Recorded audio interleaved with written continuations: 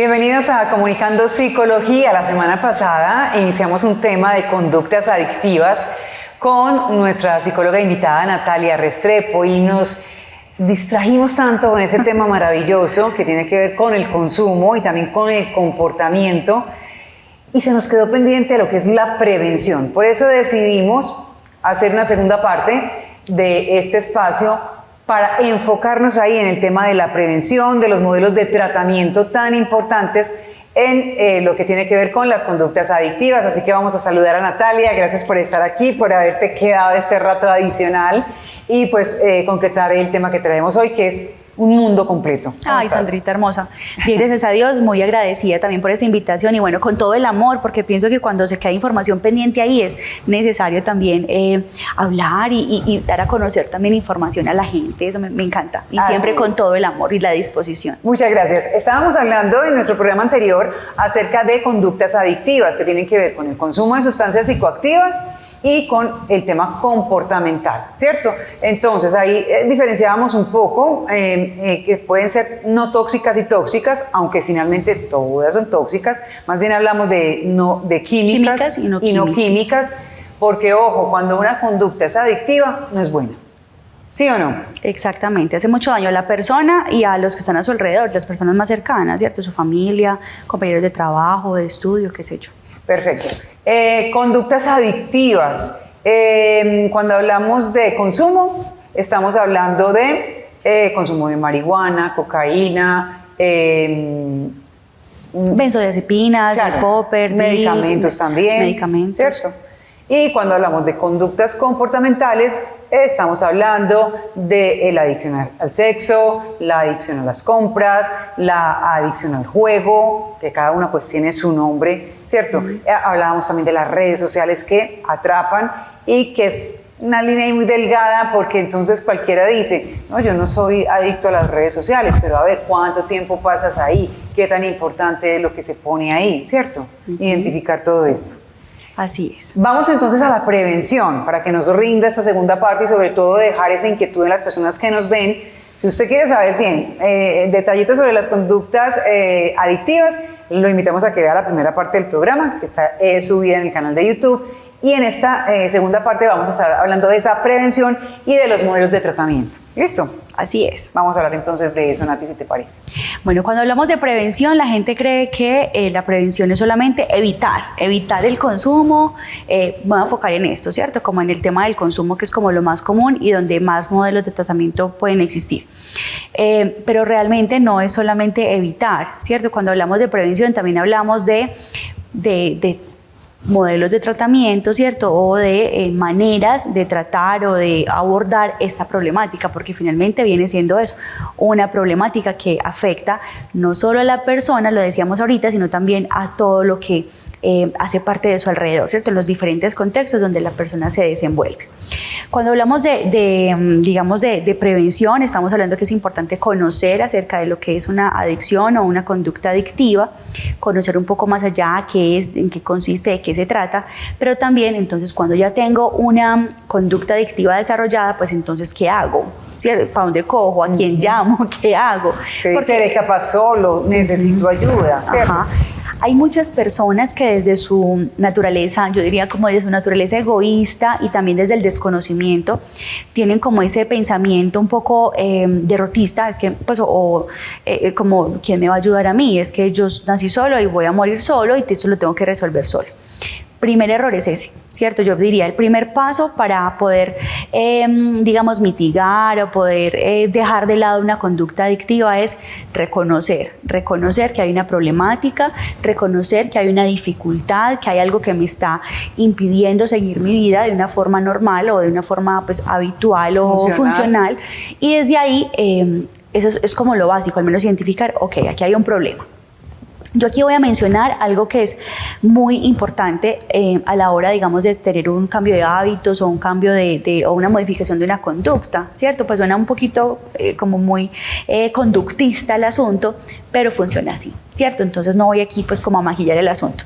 Cuando estamos hablando de eso, hay una teoría que a mí me encanta y que es la teoría de la motivación al cambio, que lo plantea pues Prochaska y Di Clemente, donde habla ese primer paso que este autor lo menciona pues como el primer paso de esa motivación al cambio. Habla de la precontemplación. Es cuando yo digo, changos, estoy teniendo una situación y esto me está generando dificultades, ¿cierto? Y necesito ayuda, es decir, reconozco que hay un problema y que necesito ayuda, pero puede que en un momento diga no quiero. Desde ahí es fundamental contar con la disposición de la persona. Si la persona no está en disposición de modificar esta conducta o dejar esa conducta de lado, independientemente de que reconozca o no que es una dificultad esa situación por la que está pasando, o que es una dificultad o no esa conducta que está teniendo. ¿Qué lo hace pensar o qué lo lleva a identificar que es una problemática? Cuando ya comienza, yo lo decía ahorita, cuando comienza a afectar diferentes contextos donde se desenvuelve. Entonces, el primero es la familia, es donde se tienen las primeras dificultades, es a nivel familiar, ¿cierto? Con las personas más cercanas, porque hay unos cambios de actitud, hay unos cambios en el comportamiento, hay unos cambios en la conducta donde la persona se vuelve reactiva, donde la persona se vuelve un poco agresiva, donde la persona no reconoce algunas equivocaciones o no reconoce incluso algunas conductas. Y porque además de eso, cuando ya la conducta está demasiado avanzada y ha llegado a un punto, como por decir algo, al punto de la dependencia, comienza a tener conductas ya más asociadas incluso a conductas delictivas para poder conseguir, en el caso del consumo de sustancias, poder conseguir la manera de proveerse. Cuando hablamos de esa precontemplación, digamos que uno dice, bueno, algo podemos hacer, ¿cierto? Algo puedo motivar. Decía ahorita, y es que, bueno, está la familia, comienza a afectar entonces también si la persona ya es una adulta y trabaja, pues comienza a generar dificultades en su entorno laboral, con sus compañeros, con sus jefes, con figuras de autoridad. Generalmente puede ocurrir esto. También a nivel social, ¿cierto? Con sus amigos, comienza ya a aislarse. Puede que al inicio pueda tener, digamos que pueda que este consumo de sustancias lo haya iniciado incluso en un entorno social. Y de un momento a otro, cuando la persona ya va tomando mucha ventaja y va avanzando en esas etapas o en esas fases de la conducta adictiva, comienza a aislarse. Es una de los primeros síntomas. La persona ya no disfruta consumir en compañía de otras personas, sino que se aísla y comienza a tener los consumos ya de manera solitaria. Entonces comienza a aislarse, entonces comienza ya estamos hablando del deterioro. Entonces está el deterioro en la familia, que es donde inicia, deterioro a nivel laboral, deterioro a nivel social. Y por último pasa el contexto personal, el contexto individual, en donde la persona ya comienza a tener dificultades para relacionarse con cualquier ser humano, donde comienza a tener, por ejemplo, algunos síntomas incluso físicos que hacen que se pueda evidenciar ese deterioro o esa ventaja ya negativa que ha tomado, como el hecho de continuar con estas conductas. Digamos que ahí es cuando la persona, dicen, ha tocado fondo, está ya en un punto, en un sin vivir, o sea, esto no es vida, casi que he perdido mi familia, mi trabajo, mis relaciones con los demás y me encuentro en un punto en el que estoy totalmente, no sé, desvalido, estoy en una situación de mucha vulnerabilidad. Y si la persona es consciente y cae en cuenta de verse en esa circunstancia, maravilloso, pero si no, que suele también pasar, y ahí es lo complejo de ese tipo de conductas, ¿qué hacer ahí? Porque, claro, como que sufre el entorno y se crea esa codependencia también. Y allá se vuelve un tema ya más familiar, en el que no solamente la persona que está teniendo la adicción sufre, sino que sufre todo el entorno y a la vez como que es codependiente, entonces acolita en el comportamiento, no está bien así. Es complejo. ¿Qué hacer ahí? Mira, es muy complejo. Si bien el primer entorno o el primer contexto que se ve afectado es el familiar siempre es mejor dicho, el último recurso. Cuando la persona comienza a sentir que la familia le da la espalda, es ahí donde dice, eso le hace clic. Ya, toqué fondo, Ajá. Algo está pasando, necesito ayuda, no puedo solo. Por más que la familia le eche cantaleta, que la mamá, que a veces las mamás también podemos cometer algunos errores, y lo que tú mencionas es muy importante, y es que cuando hay una dependencia, en ocasiones hay personas que inconscientemente incluso puede ocurrir, se vuelven codependientes. ¿Cómo así? ¿Qué es eso? Que el codependiente es una palabra tan rara. Hay una codependencia cuando yo le proporciono al consumidor o a la persona que tiene una conducta adictiva, le proporciono todos los medios para que no salga de ahí, de su zona de confort, entendiendo que la zona de confort no siempre es cómoda. La zona de confort es lo conocido, entonces como es lo que yo siempre sé hacer, entra el codependiente a generar ese espacio y hacerlo cómodo, hacerlo más conocido, hacerlo mucho más cómodo y más confortable de lo que ya es. Y es ese círculo vicioso sin fin que se teje ahí. Y claro, y obviamente, y es inconsciente. Entonces, ¿cómo tú le haces entender a una mamá que es codependiente si ni siquiera sabe que lo que está haciendo es una acción con daño? Y es aquí donde la familia juega un papel muy importante, juega un papel fundamental, porque la familia es como esa red de apoyo que se teje o que teje un ser humano, la más firme siempre será la familia. Por eso cuando la familia da la espalda, se hace de inmediato un clic en la cabeza donde ya pueden ocurrir dos cosas. O que sea eso, un factor motivacional para que la persona pueda modificar estas conductas adictivas, o que la persona entre inmediatamente en una posición de víctima, en una posición de desvalido y en una posición de derrota, donde dicen ya no tengo nada que hacer y ya todo pues no me importa, y ya tocan todo el fondo completo, ¿cierto? Que incluso llegar a condiciones hasta de habitanza en calle. Ajá, y tú conoces bastante de eso por la forma como has desempeñado tu carrera, el acercamiento que has tenido con esas personas, una labor de verdad muy bonita. Hoy hablamos con Natalia Restrepo de conductas adictivas y estamos muy enfocados en el tema de tratamiento, de prevención. Vamos a hacer una pausa y ya regresamos.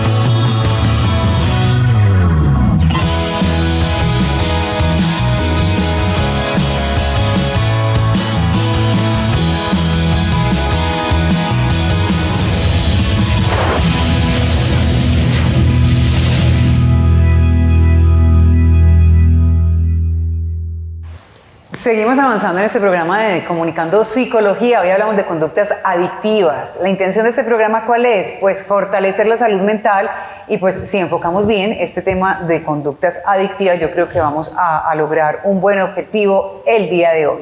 Natalia Restrepo es nuestra invitada y vamos hablando un tema de prevención, que es muy importante, y vamos a entrar en esos modelos terapéuticos a los cuales puede acceder una persona que ha identificado que tiene una conducta adictiva y quiere salir de esa situación. ¿De acuerdo? Ok. Bueno, modelos de tratamiento hay muchos. El más común es la comunidad terapéutica, ¿cierto? La comunidad terapéutica, que es un medio aislado, un modelo de internamiento donde la persona se va a un lugar físico y digamos que se aísla de su sociedad y digamos que hace como un par en el camino frente a todas sus actividades de su cotidianidad y hace un tratamiento, un proceso.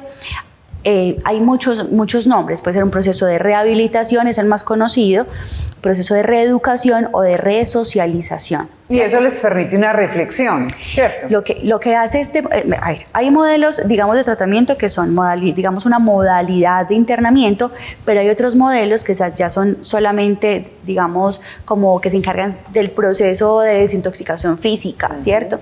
Pero además de eso también hay otros modelos que son ambulatorios. Entonces la persona va, tiene actividades durante una jornada, durante un día, pero se va fortaleciendo sin necesidad de internarse. Cuando ya la problemática está muy avanzada, cuando ya hay una dependencia bastante grande, sobre todo a sustancias más fuertes, ¿cierto? Sustancias de mayor impacto, ya sí pues son más recomendable como hacer estos modelos desde el internamiento. Entonces los de internamiento digamos que son comunidades terapéuticas, pues digamos es una metodología, comunidades teoterapéuticas que son las que tienen pues como ese componente religioso, generalmente son cristianas o de religión, pues o si son instituciones religiosas. pues de instituciones de comunidades religiosas. Tenemos además de eso otros modelos de tratamiento, por ejemplo, que los llamamos, que son mucho más integrales, donde implican no solamente el tratamiento a nivel acompañamiento terapéutico, no solo es de psicología, de trabajo social, para también fortalecer todo el tema pues como de redes sociales o redes de apoyo, o todo el tema pues de conflictos o situaciones familiares para abordar, sino también que tienen acompañamiento por psiquiatría, fisioterapeutas, profesionales en deporte, una cantidad de profesionales, hay cantidad de tratamientos, cantidad de modelos de tratamiento, y hay otros que solamente se enfocan, lo decía ahorita, como solo en lo físico, como en la mitigación de los síntomas físicos, que es algo pues como mucho más clínico, que son por ejemplo en instituciones de salud, pues instituciones o pues, prestadores de salud, donde la persona va a recibir un tratamiento solamente para el tema de la desintoxicación y ya, ¿cierto? Pero no es un tema como que ahonde terapéuticamente hablando. La importancia de esos tratamientos o de esos modelos de tratamiento es encontrar el origen, siempre encontrar el origen del consumo. Claro. Entonces, ¿por qué consumes? ¿Cuál es el origen de esa conducta? ¿Qué es lo que te lleva? Y además de eso, a identificar esos factores de riesgo que te hacen, es decir, ¿qué son factor de riesgo? Son aquellas situaciones, personas, lugares, circunstancias que te ponen en riesgo frente al consumo de sustancias. Sí, que te predisponen, que te invitan. Exactamente, y se dan en los 5 contextos donde se desenvuelve un ser humano, que son el contexto individual, el contexto familiar, el contexto laboral, el educativo y el social, ¿cierto? Entonces, desde ahí, ¿qué es importante en esos procesos? Para identificar esos factores de riesgo, ¿pero para qué? Para que pongas en práctica los factores protectores, es decir, esto es lo que te pone en riesgo, bueno, ¿y qué te protege? Para que tú, en lugar de estar vinculado directamente con estas cosas que propician tu consumo de sustancias o que propician o promueven tu conducta adictiva, para que puedas hacer estas otras conductas, estas otras actividades que te lleven a mantenerte alejado y protegido de eso. Lo que estás diciendo resuelve una inquietud que te iba a preguntar, y es que siempre será mejor este tipo de modelo de tratamiento en el sentido de buscar esa ayuda que de pronto yo no la sé desarrollar solo. Es decir, hay personas que de pronto están teniendo una conducta adictiva y no quieren ir a ninguna institución, no quieren que ningún profesional los atienda, que a lo mejor se han concientizado de que tienen un problema y deciden hacerlo solos, y quizá esto desata una forma de vivir como más aparte de los demás. Tal vez ya no consuman, pero entonces no socializan, no son tan empáticos, ¿cierto? Yo pienso que el tratamiento, conforme lo estás describiendo, permite a la persona desarrollar habilidades sociales para que a pesar de su situación del problema que acarrea, pueda llevar una vida funcional sin consumir, pero teniendo buenas relaciones con el otro, estar cómodo en ambientes en los que de pronto sean vulnerables para él, ¿cierto? Todo ese tipo de prevención y de tratamiento puede ayudar a eso. Claro que sí, es que lo que buscan esos tratamientos justamente es que tengan una funcionalidad, es decir, que la persona desarrolle y fortalezca las diferentes habilidades que tiene, poderlas potenciar para que tenga esa vida de funcionalidad, no solo en los diferentes contextos que se vieron afectados en el momento en que estaba inmerso en la problemática.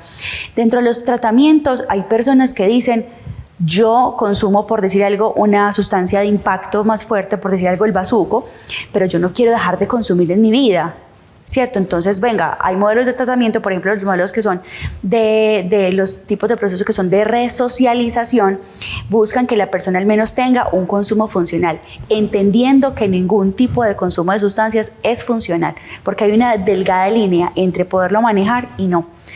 Ahora se me viene algo a la cabeza. En países, por ejemplo, donde el consumo de marihuana está regulado, la persona puede consumir sin ningún problema, puede ocurrir esto. Porque claro, aquí se disparan las alarmas quizá en las familias en que sus hijos, por ejemplo, en Canadá, que es un país muy desarrollado, el consumo de marihuana es legal, es como fumar cigarrillo común y corriente, y quizá una mamá o un papá puedan preocuparse frente a eso, pero es que es algo que es legal, que yo lo puedo hacer, y el adolescente puede venir a decir, es que a mí me gusta consumir marihuana, es que yo lo puedo hacer. Y quizá por el modelo que tenemos en la cabeza, esa mamá, ese papá pueden pensar, esto puede generar una adicción en mi hijo y terminar con problemas de drogadicción o dependencia.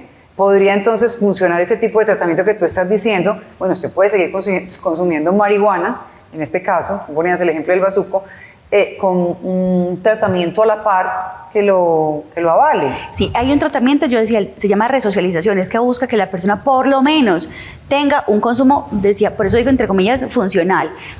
El fin último, hay una estrategia que se llama reducción del daño o minimización de riesgos, que busca eso, que personas que consumen sustancias tan fuertes como el bazuco en pipa, por ejemplo, que es demasiado adictivo, sí, por lo menos hagan una sustitución, pero pilas, porque el fin último de la minimización de riesgos o de la reducción del daño, el fin último es lograr la abstinencia, ¿cierto? Porque la persona se confunde con eso. Entonces, que yo pueda decir, listo, se hace una sustitución de esta sustancia que es más fuerte, de mayor impacto y genera mucho más daño, por una sustancia blanda, como lo es la marihuana, pero lo que busca es que se pueda hacer una especie de desmonte gradual, porque finalmente, lo decía ahorita, y es que ningún consumo es funcional, porque en cualquier momento, como hay una línea tan delgada entre controlar el consumo y no controlarlo, pues entonces lo que se busca, pues al menos es que se haga a la persona el menos daño posible. Tú mencionabas algo muy importante con el tema de la legalización, y eso ha generado una cantidad de polémicas y una cantidad de, incluso hasta de estigmatización.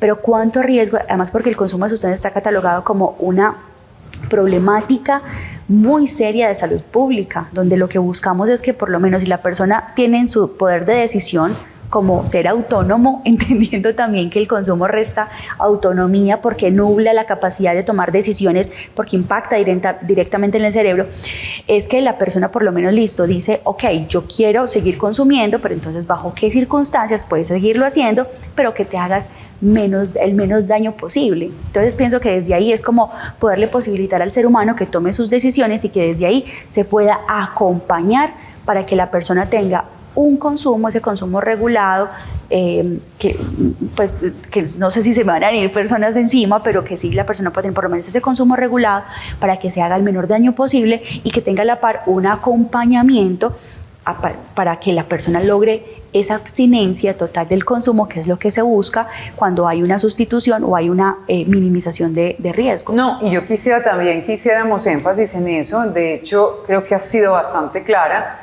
Aquí la invitación es a esa, a no consumir, ¿cierto? A no tener conductas adictivas, ya sean tanto de consumo o sean de comportamiento, identificarlo, solucionarlo, porque ¿cuál es el fin? ¿Cuál es al final lo que buscamos? Es ser funcionales, vivir bien en sociedad, tener una buena salud mental, y está claro que el consumo de sustancias psicoactivas entorpecen esa funcionalidad y pues trae problemas, sobre todo en el largo tiempo, que pueden ser muy nocivas para la salud. Entonces, ojo, la invitación aquí siempre va a ser en esa línea, ¿cierto? Porque decías, ay, de pronto se me va a venir aquí alguien encima. Para nada, estamos sacando un tema sensible, mucho, que es el consumo y sobre todo esas conductas adictivas, pero con toda la intención de fortalecernos desde lo mental para mejorar la vida. Así es que yo creería que cuando o sea, siempre lo que decimos es importante que tú tengas presente que esas conductas que tú tienes, sean cuales sean las conductas, si te hace daño, no está bien. Ajá. Si te hace daño y encima le hace daño a las otras personas que están a tu alrededor, es importante hacer algo, ¿cierto? Es importante como tomar acción, ¿cierto? Tomar acción. Sin embargo, reitero, es el tema también de permitirle al otro, desde su individualidad, desde su autonomía, que pueda tomar decisiones, pero siempre será una invitación a tomar decisiones de vida, porque el consumo en definitiva o cualquier tipo de sustancias psicoactivas son decisiones que generan alteraciones en los vínculos, en las relaciones sociales, en esos vínculos que yo establezco, en una cantidad de cosas que me alteran los sentidos y que evidentemente en el caso del consumo de sustancias tiene un impacto negativo, no solamente a nivel físico, sino también a nivel mental. Y cuando hablo de nivel mental, no me refiero solamente al funcionamiento a nivel cognitivo, es decir, al funcionamiento del cerebro, sino también a nivel emocional, a nivel afectivo. O sea, todo eso, tú lo decías ahorita, entorpece. Claro, se generan una cantidad de alteraciones que el cerebro realmente, al cerebro le cuesta configurarse a eso. Sin embargo, el cerebro, como es tan flexible, entonces el cerebro se adapta y constantemente te está pidiendo que le des un poquito más de placer, un poquito más de eso que tanto le gusta. Entonces es como la invitación siempre será a eso, ¿cierto? A tener conductas que te generen bienestar, que sean saludables para ti y que en el momento en que tú creas que no, que algo te está realmente afectando, puedas, si no eres capaz solo, porque generalmente no eres capaz solo, levantes la manito y digas, necesito ayuda, y siempre consultar con un experto. Excelente. Natalia, te iba a pedir una conclusión, pero la has dado, o sea, más clara no puede ser, porque ya se nos acaba el tiempo de este espacio en el que hemos disfrutado, hemos podido compartir un tema, como decía ahorita, sensible, importante, con toda la intención de que tomemos conciencia, de vivir en bienestar, que es lo que buscamos. Quiero agradecerte por acompañarnos hoy en Comunicando Psicología. Queremos impactar positivamente a través también de este espacio. Recuerda que siempre eres bienvenida. Hermoso. Y pues haber logrado esta entrevista fue maravilloso. Ustedes no se imaginan lo que hicimos para que de verdad pudiéramos encontrarnos en este espacio, y lo hicimos por partida doble, o sea que yo me doy por bien servida. Ay, me encanta, Sandra, siempre será un placer acompañarte. Para mí es un honor estar acá, un honor también acompañarlos, así que también gracias a todos los que nos ven, a todos los que nos siguen, a los que siguen a Sandra. Siempre será un placer poder acompañarte y estar contigo en esos espacios. Tan bella. Ella es Natalia Restrepo, psicóloga, nuestra compañía hoy aquí en este espacio de salud mental. Ustedes, muchas gracias también por acompañarnos, y pues nos vemos nuevamente para seguir creciendo en salud mental.